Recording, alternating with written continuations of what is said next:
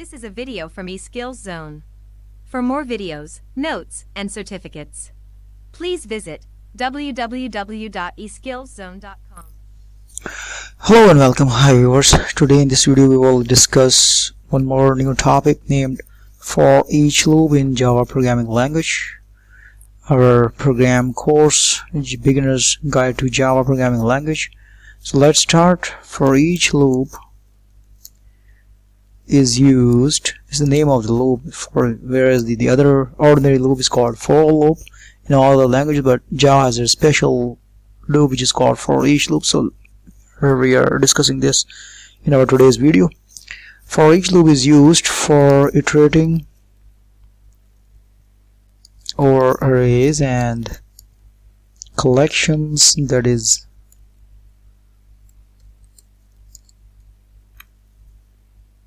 it is a loop is exclusively to be used for against aggregates. For each loop is less error prone compared to for while and do while loops, because there is no condition check involved, hence is simpler to use.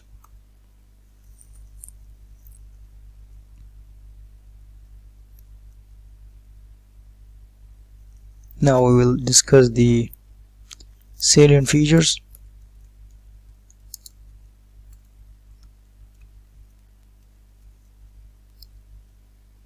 No increment required. Number 2, no condition check required.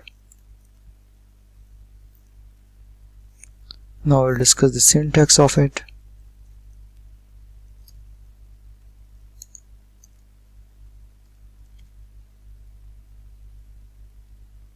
Syntax is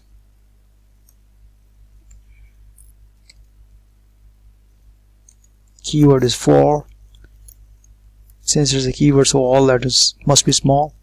Data type variable colon array collection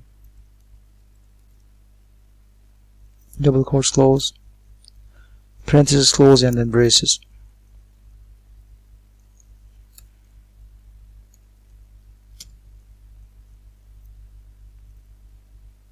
So now we will execute a program in Java to understand the concept of for each loop. So let's switch to the IDE Eclipse, where we will execute that program. So here we are, viewers, at the Eclipse IDE. We will go to this button, click on it, and then go to the Java project. Over here we'll type the name of the project as for each loop with single dimension array. Name of the project. Click on the next button. Now we will click on the finish button, type the name of the module as program, click on the create button.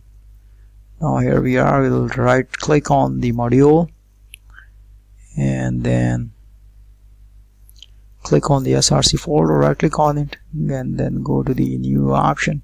From here we will click on the class to create the class, and the name of the class is a program. Click on the public static void main. It will create a void main method in the program. Now we'll give the description as by giving a comment. Name of the program as for each loop with single dimension array.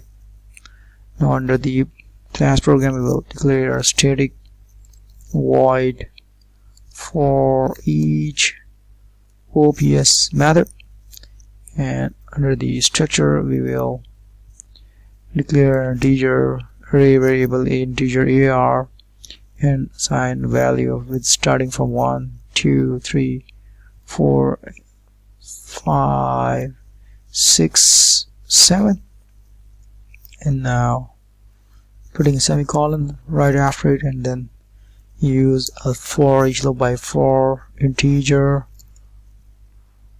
I colon AR. This is how a for each loop is declared and defined, and here we'll type system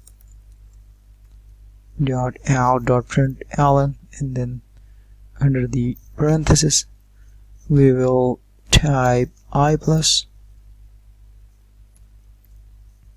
and then colon having space. Now we'll call this method under the void main method, and then we'll type for each OPS parenthesis semicolon. Now I'm gonna execute this program by clicking on the run button, going to the run as option, click on the Java application. So here you can see the 1 2 3 4 5 6 7 total 7 numbers which were assigned to the for each loop. We can have this. So you have noticed that there is no increment required and no condition check is required. So by using this you can easily display a list of elements stored in an array by using a for each loop. It is simpler to use. So Java provides a for each loop which is very simpler. No condition is required and no increment is required or decrement is required. So here is the code. We have just pasted the screenshot of the source code in the output, and here how we can display array with the help of for each loop. No condition, no increment or decrement. So the summary of this program is that we have concluded the for each loop can also be used with multi-dimensional array like we have used with the single dimension array. In the above program, the outer loop iterate over rows and inner loop over columns. Now we're gonna execute a program using multi-dimensional array in for each loop and see how they are used using a multi-dimensional array with for each loop. So now viewers, we will create a program. We'll go to the project and type name of the project as for each loop using with multi-dimension array. Name of the project, click on the next button. Now we click on the finish button and type the name of the module as program, which we will later on delete it from. We will right click on the module and then delete it like we have been doing in all other previous projects. Right click on this src folder and going to the new option. From here we will click on the class option, typing the name of the class as program. Click on the public static void main, which will create a void main method in the program. Now we'll type the description by giving comment by typing the double forward slashes together, and then type the description as for each loop using with multi-dimension array. Now we will type under the class program, we'll type static void method named as for each OPS parenthesis braces. Then under the structure of this static void for each OPS we'll type integer AR column or brackets equal to symbol, and then type 13 22 and then comma, and then type 36 43 and then comma, and 36 68 46 comma 68, and then in the end we will type 71 comma 83. So by giving braces and semicolon, now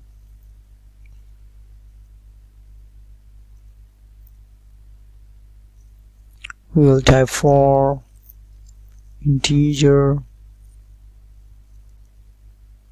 I colon or bracket colon AR, no condition, no increment or decrement, and type for integer where we will use one more loop integer J colon I, and then type system dot out dot print then, and we will type j plus, then double quotes. Now we'll call the above method in the void main method, typing for each ops parenthesis semicolon. Now we will click on the run option, click on the run as, and then click on the Java application. Now you can see the output 13, 22, 36, 43, 56, 68, 71, 83. So you can see that this array is used to use the integer I. This will call the first array group, which is I, containing I variable. Now this I will gonna replace the value of j, and we have called the value of j over here. So this is how it is assigned. The AR is stored in I, and then I contains the value of I is stored to the j. How the j returns the value of all those elements declared over here, assigned to AR array variable. So you can see 13, 22, and then 36, 43, 56, 68, 71, and 83. This is how we can use for each loop in multi-dimensional array in Java programming language. That's all, viewers. Thanks for watching.